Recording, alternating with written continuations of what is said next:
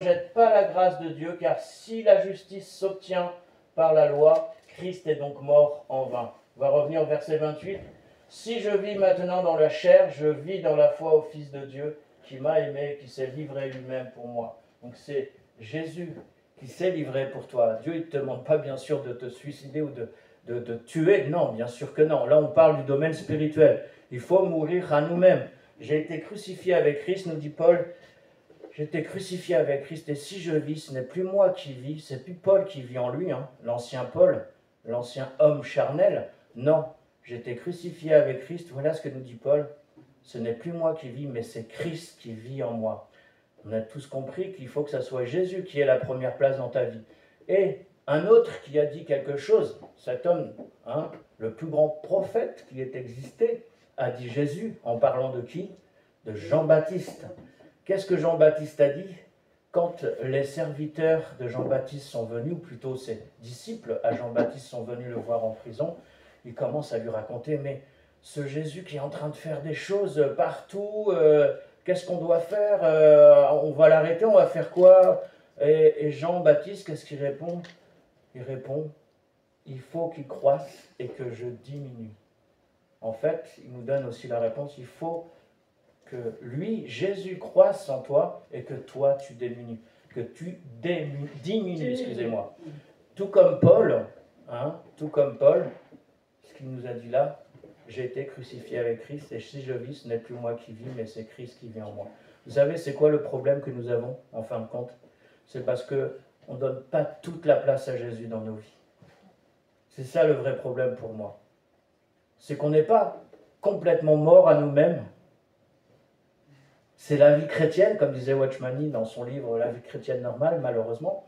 Mais en fait, la solution, c'est celle-là. Reconnaître son état, bien sûr. Mais oui, reconnaître que tu es pécheur, que tu as besoin d'un sauveur, d'un Seigneur. Et reconnaître surtout qu'il faut que tu meurs à toi-même. Ma chair, elle reprend trop tendance. Elle a trop tendance à... Chaque fois, quand tout va bien, c'est facile, mais quand ça ne va pas, c'est plus compliqué, les épreuves. Mais c'est la vie chrétienne normale aussi, on apprend en grandissant. Après, on parle bien sûr toujours comment vaincre le péché, mourir à nous-mêmes. Mais autre chose aussi de très important, qu'on ne fait pas souvent, parce qu'on essaye par nos propres forces, c'est de lâcher prise. Il faut savoir lâcher prise. Parce que si tu ne sais pas lâcher prise, si c'est par toi, par tes propres forces, ça ne va pas tenir longtemps. Tu peux, par exemple, je ne sais pas, si tu as une dépendance ou des mauvaises pensées ou un péché qui revient régulièrement, que ce soit spirituel ou physique, peu importe, mais en fait, ça reviendra tôt ou tard. Pourquoi? Tout simplement parce que quand tu forces par toi-même, c'est toujours encore le même problème, c'est je vais y arriver, c'est pas Dieu que je laisse en premier, c'est moi d'abord, encore une fois, je vais y arriver. Alors, oui, l'apôtre Pierre nous dit dans ses épîtres, faites tous vos efforts, bien sûr, mais pas par votre jeu, mais par l'Esprit de Dieu, par sa parole, par le Seigneur. Encore une fois, c'est important de le réaliser. Donc, oui, lâchez prise. Et vous n'avez pas remarqué quelque chose? C'est quand vous en avez marre, vous dites, oh c'est bon, j'arrête de lutter, je laisse tomber, oh c'est bon, ça y est, c'est fini. Moi, ça m'est arrivé combien de fois? Et après, je me sentais mieux. Je dis, j'en ai plus rien à faire, mon Dieu, j'en ai plus rien à faire, c'est bon. Et puis après, la délivrance arrivait ou la guérison arrivait, c'est curieux. Mais tant qu'on lutte, des fois, parce qu'on ne laisse pas de la place à Dieu, en fait. Bref, je continue. Alors oui, lâcher prise, et j'ai pris entre autres 2 Corinthiens 12, versets 7 à 9 pour ça. 2 Corinthiens 12, versets 7 à 9, et on va bientôt clôturer. 2 Corinthiens 12, versets 7 à 9.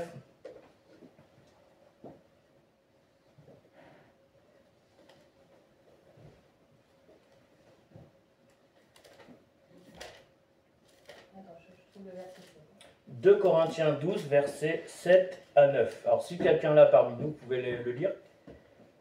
Et pour que je ne sois pas enflé d'orgueil, à cause de l'excellence de ces révélations, il m'était mis une écharpe dans ma chair, un ange de Satan pour me souffleter et m'empêcher de me l'encueillir. 3 fois j'ai prié le Seigneur de m'éloigner de moi, Et il m'a dit, Amen. ma grâce te suffit car ma puissance S'accomplit dans la faiblesse. Stop. Ma grâce, alors que dit Paul là, il dit quelque chose de très intéressant. Il y a Paul qui est en train de lutter, en train de se débarrasser de quelque chose, mais il n'y arrive pas. Mais tu as Dieu qui lui répond, tu as le Seigneur qui lui répond, ma grâce te suffit, car ma puissance s'accomplit dans la faiblesse. Et à la fin, il dit, Paul, alors c'est quand je suis faible que je suis fort. Vous voyez ce que je vous disais tout à l'heure? C'était le lien avec ce verset, ce que je partage depuis tout à l'heure. Paul a réalisé, ou plutôt, il a reçu de Dieu cette parole, je le répète, 7 à 9 ou 8. Et pour que je ne sois pas enflé d'orgueil à cause de l'excellence de ces révélations, il m'a été mise une écharpe dans la chair, un ange de Satan pour me souffleter et m'empêcher de m'enorgueillir. 3 fois j'ai prié le Seigneur de l'éloigner de moi. Et il m'a dit, ma grâce te suffit, car ma puissance s'accomplit dans la faiblesse.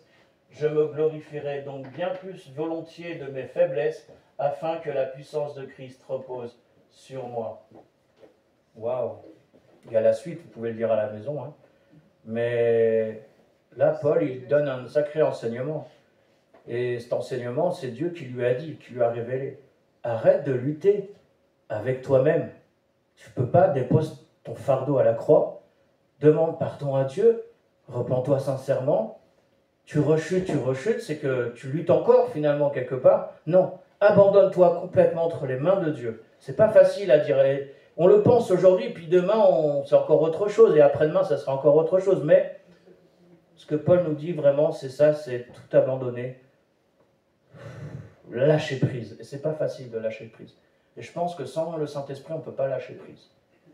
Si l'Esprit ne nous révèle pas dans nos cœurs, ou tant qu'on essaie de lutter par nous-mêmes, mes propres forces, moi je, ça ne marchera jamais. Bref, j'avance et je vais clôturer parce qu'il est déjà 16h.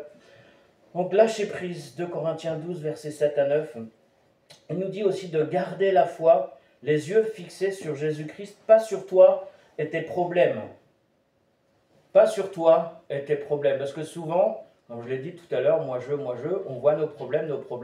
Mais là, il te demande d'avoir les yeux fixés sur Jésus-Christ, d'avoir les yeux de la foi et non pas les yeux de, j'aimerais dire, de ce monde de ténèbres ou de chair. Non. Alors oui, gardez la foi, les yeux fixés sur Christ, pas sur toi et tes problèmes. Oui. Mais pour ça, pour pouvoir faire tout ça, c'est bien beau, mais il manque quand même, je ne vais pas dire un ingrédient, parce que ce serait mal de dire ça, c'est pas un ingrédient. Tout ce que je viens de partager, il y a quelque chose que le Seigneur a enseigné en premier, quand il est venu sur cette terre, c'est son humilité. Eh oui, sans l'humilité, tu es aveugle. Sans rentrer dans l'humilité, tu resteras aveugle. Parce que si tu n'es pas humble, bah, tu es tout simplement, tu as les yeux fermés. Comme Paul, rappelez-vous, quand Jésus, quand il tomba de son cheval, quand il allait pour attraper des chrétiens pour les faire comparaître et les tuer, hein, il les a amenés au tribunal à Jérusalem. Paul, oui, Paul, mais c'est Jésus qui apparaît à Paul plutôt et qui lui dit Saul, pourquoi me persécutes-tu? Vous vous rappelez? Et puis, Paul, qu'est-ce qui lui arrive? Il devient quoi? Aveugle. Et pourquoi est-ce que c'est pas autre chose que aveugle? Pourquoi il avait des coquilles dans les yeux, devant les yeux? Parce que il est en train de nous montrer, à nous, comme à Paul, que en fait, c'était tes yeux là. Tu vois pas, tu crois bien voir, tu crois me faire du bien, tu crois faire du bien à Dieu, mais en fait c'est tout le contraire, tu es vraiment aveugle. Là tu es vraiment aveugle parce que tu as vu la vérité, mais tu as voulu faire par tes propres œuvres, tes propres compréhensions, ta propre sagesse. Paul il pensait bien faire lui, hein, tant que pharisien, fils de pharisien, ainsi de suite, tout ça. Il pensait bien faire quelque part, donc il ne se sentait pas dans le mal.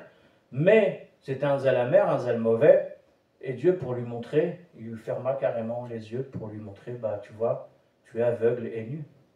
Ah, tu es aveugle. Alors oui, l'orgueil nous aveuglit. Si ça se dit, je viens de l'inventer. Nous aveugle.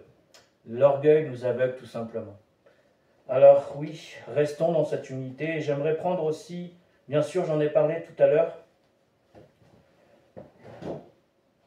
toujours, faire toute chose. Hein, bien sûr, j'ai dit tout à l'heure avec la parole de Dieu, qui est en concordance avec la parole de Dieu, Le Saint-Esprit, j'en ai parlé aussi un peu. Et justement, parlant du Saint-Esprit, toujours par la puissance du Saint-Esprit, on peut prendre Jean 14, versets 24 à 27. Jean 14, versets 24 à 27. Jésus, il a dit quelque chose et on a parlé de pas mal de choses finalement depuis tout à l'heure, mais on va clôturer sur ce verset-là, je pense.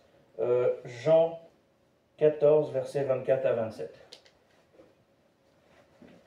Par rapport, celui qui ne m'aime pas ne garde pas mes paroles. Et la parole que vous entendez n'est pas de moi, mais du Père qui m'a envoyé. Là, c'est Jésus qui parle. Je vous ai dit ces choses pendant que je demeure avec vous. Mais le Consolateur, mais le Consolateur, l'Esprit Saint, que le Père enverra au nom de qui? En mon nom, au nom de Jésus. Rappelez-vous, le Père a envoyé le Fils a envoyé, ou plutôt le Père a envoyé par le Fils, puisqu'il nous dit aussi, on reprend. Mais le Consolateur, l'Esprit Saint, que le Père a envoyé en mon nom, vous enseignera toutes choses, et vous les rappellera à tout ce que je vous ai dit. Je vous laisse la paix, je vous donne ma paix, je ne vous donne pas comme le monde donne, que votre cœur ne se trouble point et ne s'alarme point. Amen. Wow, on peut continuer. Vous avez entendu que je vous ai dit, je m'en vais et je reviens vers vous. Si vous m'aimiez, vous vous réjouirez de ce que je vais au Père, car le Père est plus grand que moi. Et maintenant, je vous ai dit ces choses afin que lorsqu'elles arriveront, vous croyez. Waouh! Donc, encore une fois, sans le Saint-Esprit, pour te révéler toutes ces choses, comment, quand je reviens sur le titre, avoir la victoire sur le péché, sans le Père, sans le Fils, sans le Saint-Esprit, sans l'humilité, sans ce que j'ai partagé tout à l'heure par rapport à mourir à soi-même, sans, je pourrais dire beaucoup de choses encore, hein, tout ce que j'ai pu citer tout à l'heure, sans mourir à nous-mêmes, sans lâcher prise, c'est important de lâcher prise, sans la foi, malgré les turbulences de la vie, malgré les doutes, malgré les craintes, malgré les épreuves. C'est pas évident de garder la foi finalement. Mais par la puissance de Dieu et de son Saint-Esprit, au nom et par Jésus-Christ, nous avons la victoire. Et cette victoire, il n'a pas dit que c'est juste pour quelques-uns. Non, il a dit c'est pour tous ceux qui croiraient, petits et grands, beaux, très beaux, magnifiquement beaux. Non, il n'a pas dit ça. Il a dit petit et grand. Il a dit droite comme gauche, en haut, en bas, dans tous les sens. Pour tous les hommes, toutes les femmes. Même si tu n'as qu'un bras, même si tu n'as pas de jambes, peu importe. Il l'a dit clairement. C'est vraiment pour tous les hommes et toutes les femmes, bien sûr. Et rappelons-nous, Adam et Ève, et je clôture avec ça, Genèse, chapitre 3, pardon. La première chose qu'ils ont fait, ils se sont quoi? Éloignés de Dieu. Quand Dieu est venu les appeler, ils sont partis se planquer dans le jardin, là où il devait y avoir de la végétation, de la forêt, pour se planquer loin de Dieu. Donc le péché, la première chose qu'il va te faire, c'est t'éloigner de l'Église, c'est t'éloigner de Dieu. Quand il dit qu'ils s'éloignèrent de Dieu, c'est ce que fait le péché. Le péché, en général, il va t'éloigner de l'Église. T'éloigner bien sûr de Dieu, de l'Église, parce que dans l'Église, il y a quand même les réunions, comme aujourd'hui par exemple, même si on n'est pas nombreux parce que la porte est fermée, mais il va t'éloigner aussi, pas que de l'Église, de ta famille. Alors si c'est une famille, peu importe ta famille, après, bon, il y a famille et famille, on est d'accord, c'est une famille malheureusement de athées, de non-croyants, de méchants, tout ce que tu veux, bon, c'est encore autre chose. Malheureusement, il y en a beaucoup dans ce monde, mais il ne t'éloignera pas, il ne dit pas ta famille, non, de Dieu. Le péché t'éloignera de Dieu. Et Dieu, c'est l'Église, Dieu, c'est la Bible, c'est la lecture de la parole, Dieu, c'est aussi la louange, Dieu, c'est les réunions de prière, Dieu, c'est l'évangélisation, Dieu, c'est la méditation avec lui, Dieu, c'est ça en fait, de nos jours. C'est ça en fait de nos jours. Être ou vivre constamment dans le péché, là je dis le mot constamment, c'est être tout simplement séparé de Dieu. Et plus tu te sépares de Dieu, plus tu es faible. Vous vous rappelez, je vous avais raconté l'histoire des deux chiens avec le maître chien, je crois, non? Vous vous rappelez? Non? Alors, c'est l'histoire Alors, nous, on va voir ça d'un côté humain, ou plutôt d'un côté charnel, là. Hein. C'est pas des croyants, là. Hein. C'est déjà pour faire ce qu'il fait, ce monsieur. Donc, c'est un maître chien. Il fait des combats de chiens. Et dans ces combats de chiens, ce maître chien, une fois que le combat commence, les gens ils commencent à parier de l'argent et tout. Et puis, à chaque fois, le maître chien, il sait, qui va gagner entre ces deux chiens qui va faire combattre. Puis un de ses amis lui dit, mais comment tu fais pour savoir à chaque fois quel est celui qui va gagner de ces deux chiens qui vont se battre? Et lui, il répond, bah c'est pas compliqué. Voilà. Il y en a un, je le nourris bien pendant une semaine, et l'autre, je le nourris pas du tout. Et qui va gagner à votre avis? Bah, celui qui n'est pas nourri. Le chien qui n'est pas nourri quand il commence à se bagarrer. Parce qu'il y en a un qui n'a pas mangé pendant une semaine, l'autre, il a bien mangé pendant une semaine. Et après, il les met à se battre. Ben, celui qui gagne, c'est celui qui s'est nourri, le chien qui a mangé. Ben, nous, c'est pareil avec Dieu. Si on est éloigné de Dieu, plus on est éloigné de Dieu, et plus on est dans la perte. Mais plus on s'approche de Dieu, et plus... Alors oui, c'est un exemple que je viens de donner, mais là, je reste dans le spirituel. Ben, c'est pareil avec nous dans le spirituel. Plus on s'approche de Dieu, plus on est avec Dieu, et plus on a des chances de gagner notre victoire. C'est même pas des chances, c'est sûr, tôt ou tard. Après, le temps que ça prend, malheureusement, ça c'est entre vous et Dieu. Mais une chose est sûre, et ça j'en suis convaincu, chaque fois que je m'éloigne de l'église, chaque fois que je m'éloigne quand je dis église, des cultes, des réunions de prière avec les frères et les sœurs, parce que Dieu ne nous a pas créés pour être seuls non plus, ainsi de suite, ce que j'ai cité tout à l'heure, je ne vais pas me répéter, eh ben, je sais que je ne vais pas être fort, je sais que je vais être amené à tous les vents, voilà. Un jour c'est bon, un jour c'est moins bon, un jour c'est bon, un jour c'est moins bon. Donc c'est important de le réaliser. Voilà, je clôture avec Galates chapitre 5, verset 22. Comment savoir si je marche par l'Esprit de Dieu, bien sûr. J'en ai parlé tout à l'heure. Donc, rappelez-vous, comment savoir si je marche dans l'Esprit de Dieu, avec Dieu, hein, dans sa parole, entre autres. Pas ses émotions comme ce chrétien charnel, mais comme il est dit en Galates 5, verset 22, c'est les fruits de l'Esprit. Si tu veux bien les mettre, s'il te plaît. 5, 22, tu as juste à lever, voilà, merci. Mais le fruit de l'esprit, on peut les compter, il y en a 9 normalement. 1, c'est quoi? Vous pouvez parler, hein. Mais les fruits de l'esprit, le premier, c'est quoi? L'amour. Le deuxième? La paix. Non, la joie. C'est curieux, hein. Tout le monde, c'est impressionnant, tout le monde se plante là-dessus. Moi, je pensais ça avant aussi. Premier, c'est l'amour. Deuxième, c'est la paix. Ben non, avec Dieu, il ne voit pas ça comme ça. Le premier, c'est l'amour, on est d'accord, mais le deuxième, c'est la joie. La joie du Seigneur est ma force. C'est pas pour rien, hein. Là, on retrouve ces versets. La joie du Seigneur, c'est ça la force. C'est pas quand tu... Bon, je continue. Donc, l'amour, la joie, la paix. La bénité. Non, la patience. La bonté, la patience, on pourrait en parler des heures. Hein. Oh là là, Seigneur, pardonne-moi pour toutes les fois où j'étais impatient. La bonté, après la patience, la bonté, être bon. La bénignité. Ah, est-ce que quelqu'un sait ce que c'est que la bénignité? La déviance. Oui, c'est une sorte de bienveillance, oui, c'est pas faux. Oui, tu as raison. La fidélité. Et après? La douceur. La douceur. Wow. La tempérance. La tempérance. Qu'est-ce que ça veut dire la tempérance? Ça va être modéré. Se maîtriser, mais aussi être tempéré. Pas toujours souffler le froid ou le chaud, mais être modéré, tempéré, bref. La loi n'est pas contre ces choses. Ceux qui sont à Jésus-Christ ont crucifié la chair. Encore une fois, ça revient ce mot. Hein. Car ceux qui sont à Jésus-Christ ont crucifié la chair avec ses passions et ses désirs. Si nous vivons par l'Esprit, marchons aussi selon l'Esprit. Amen. Amen. Et Amen. Et je clôture avec ça. Je sais qu'il y avait beaucoup de choses à dire. Hein. Je peux continuer comme ça jusqu'à demain. Moi, ça ne me dérange pas. Mais bon, la salle non plus, c'est pas ad vinam. Hein. Mais bon, voilà. Alors, en espérant que ça vous a parlé, puis si vous voulez le schéma, je pourrais vous l'envoyer en photo. Alors, on ne voit pas très bien, mais je peux vous l'envoyer.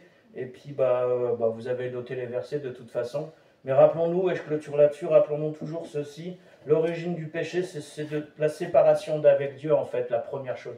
C'est la séparation d'avec Dieu. Et plus tu te sépares de Dieu, moins tu vas dans les choses de Dieu, et plus tu vas t'éloigner de lui. Tout comme Adam et Ève, qui cherchaient à s'éloigner de Dieu. Pourquoi? Parce qu'ils vivaient dans le péché, alors que Dieu les appelait. Bref.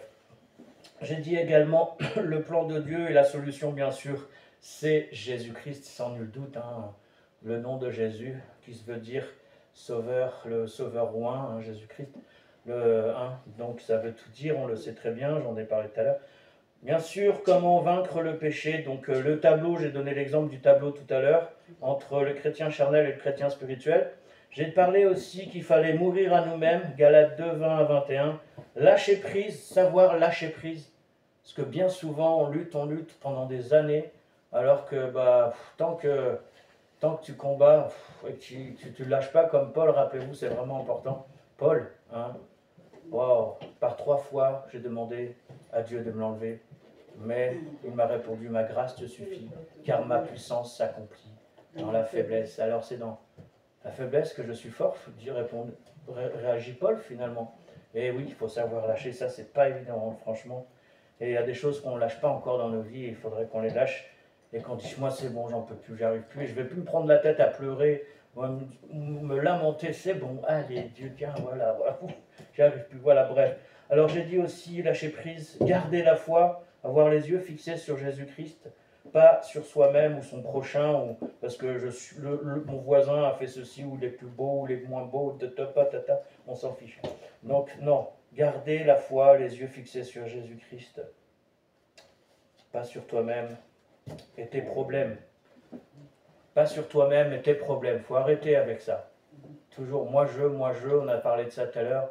Le jeu, si tu ne tues pas le jeu qui est en toi, alors tu ne sauras pas qui je suis, te dit le Seigneur, car son nom c'est je suis. Alors, j'ai partagé également par la puissance du Saint-Esprit, bien sûr, sans lui on ne peut rien faire, on le sait. J'ai partagé aussi sur l'humilité. Il faut aussi reconnaître son état, être humble. Et bien sûr, le Saint-Esprit, j'en ai parlé. Comment savoir si je marche par l'Esprit? Rappelez-vous toujours de ce chapitre, Galates 5, à partir du verset 22. Galates 5, verset 22. Et quand vous avez des doutes, que vous n'êtes pas sûr que vous marchez par l'Esprit, là, prenez les fruits de l'Esprit, Galates 5, verset 22.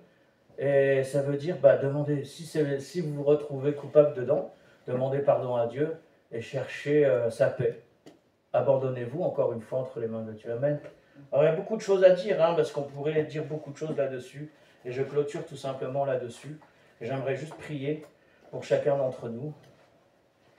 Et avant de passer aux offrandes, et dîmes et offrandes avec la louange, j'aimerais juste prier pour ceux peut-être parmi vous qui n'a pas de problème dans ce domaine. C'est la question que tout le monde a des problèmes. Oui, peut-être tes péchés sont peut-être pas dans la chair, enfin quand je dis dans la chair, en pensée, vous savez, en parole ou en action, ou par omission. Mais aujourd'hui, quand tu t'es levé, est-ce que tu as peut-être pensé à mal de quelqu'un? Ou tu as peut-être dit un gros mot? Ou tu as peut-être eu une amertume? Que tu as peut-être eu quelque chose que, voilà. Alors ça peut être aussi une action ou une pensée, comme je le dis, mais en fait, on est tous pécheurs, on a tous besoin de se remettre vis-à-vis et en face de Dieu. Ou de te prendre, celle-là, elle est nulle, celui-là est nul. Ouais, de toute façon, vu la manière dont il parle, dont il cause, ou celle-là, ou celui-là, mais tu sais, la voisine, là, ça ne le fait pas du tout, alors que le Seigneur nous dit, non, si tu as de l'amertume dans ton cœur envers quelqu'un, va voir cette personne, demande-lui pardon, et bien sûr à Dieu premièrement, mais sache aussi que si tu l'as déjà fait envers cette personne plusieurs fois, il ne faut pas non plus te fatiguer, parce que si cette personne n'a pas bien reçu ce que tu lui as dit, alors laisse courir, sois en paix avec Dieu, amen. Alors sans plus tarder, on va prier, merci Seigneur. Seigneur, nous te remettons nos vies, tu connais tout ce qui va et tout ce qui ne va pas dans nos vies en ce moment, tout ce qui te plaît plutôt, j'aimerais dire, et tout ce qui te déplaît. Seigneur, que tout ce qui te plaît dans nos vies, Seigneur, soit encore multiplié par 10, par 100, par 1000, Seigneur. mais que tout ce qui ne te déplaît pas dans nos vies, Seigneur, que nous en soyons guéris, nous en soyons restaurés, nous en soyons libérés, oui, affranchis de tous ces péchés, Seigneur, de tout ce mal que nous avons pu faire autour de nous et aussi à nous-mêmes, pas seulement aux gens ou à toi, mon Dieu, mais aussi à nous-mêmes et à nos familles aussi parfois, si souvent. Merci, Seigneur, de nous donner la grâce, la sagesse pour gérer bien ce que tu nous... Gérer bien nos vies, tout simplement, Seigneur, que ce soit en pensée, en parole, en action, mais aussi dans nos cœurs, Seigneur, dans les choix que nous allons faire durant cette semaine. Je te remets également, Seigneur, tous ceux qui sont en prise avec des péchés, nous sommes tous en prise avec un péché petit ou grand, mais nous savons, Seigneur, que nous sommes tous en prise avec nos pensées en tout cas, et merci de nous en libérer, Seigneur, et viens notre secours, Père, au nom de Jésus-Christ. Je te remets également, Seigneur, nos familles, tous ceux qui ne te connaissent pas encore, oh, s'il te plaît, mon Dieu, viens les libérer de ce mensonge du diable, du mensonge du monde, Seigneur, et qu'ils se tournent vers toi, Seigneur, que tu leur donnes la révélation par la puissance de ton Saint-Esprit, parce que nous savons que sans ton Saint-Esprit, nous ne pouvons rien faire, Seigneur. Nous sommes aveugles comme Paul l'a été, avec ses coquilles autour des yeux, Seigneur. Alors oui, merci, mon Dieu, parce que tu nous donnes la vue. Tu donnes aussi la vue à nos familles, à nos frères et sœurs et tous ceux que nous allons rencontrer durant cette semaine. Seigneur, sauve chacun des personnes avec qui nous allons partager ta parole, la bonne nouvelle de ton salut en toi, Jésus-Christ, par la puissance de ton Saint-Esprit, par l'amour de Dieu le Père. Merci, Seigneur, parce que tu vas faire des choses merveilleuses encore cette semaine dans les lieux d'évangélisation, mais aussi dans nos familles, partout là où tu nous envoies, Seigneur, partout où nous allons. Merci, mon Dieu, pour cette future église, peut-être à Paris dans le 18e, si telle est ta volonté, mon Dieu. Je te remets également, Seigneur, ce rendez-vous mercredi prochain avec ce pasteur de cette église dans le 18e. Seigneur, je te prie que nous puissions avoir ces locaux, si c'est ta volonté, mon Dieu, pour avoir une porte d'entrée, accès à la rue et non pas fermée comme ici, malheureusement, avec ces codes qui ne veulent pas que nous donnions, Seigneur. Alors, merci en tout cas, Seigneur, pour cette église qui nous accueille encore où nous sommes aujourd'hui, à l'église des Gobelins, l'église protestante évangélique des Gobelins. Merci pour cela, Seigneur, et merci pour leur cœur, leur amour pour cette église. Mais une porte fermée, ce n'est pas bon, Seigneur, et te prions que cette porte soit ouverte, si c'est ta volonté, pour l'église Saint-Paul dans le 18e, mon Dieu, à Marca des Poissonniers. Merci, Seigneur, entends nos prières et exauce nos vœux, Seigneur, si telle est ta volonté pour toutes ces choses que nous t'avons prises. Nous te remercions pour tes bienfaits, que ton nom soit béni. Et je sanctifie et bénis ce lieu de cette église où nous nous réunissons, ainsi que l'église des Gobelins le matin, Seigneur, et l'église Épuis en après-midi. Merci, mon Dieu, au nom de Jésus, sois béni. Que la paix et que tu nous gardes tous, Seigneur, esprit, âme et corps. Au nom de Jésus-Christ. Amen et Amen. Alléluia. Amen.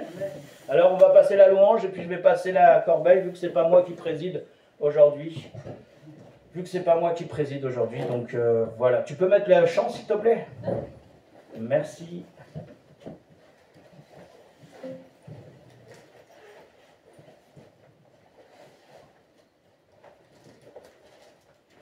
Alors sentons-nous libres, comme a dit le Seigneur. Ce que l'on sème, on le récolte. Ce que l'on sème, on le récolte un jour ou l'autre. Si je sème pour Dieu, je le récolterai aussi pour Dieu. Amen. Merci, ô Seigneur, trois fois saint. Merci, car il a donné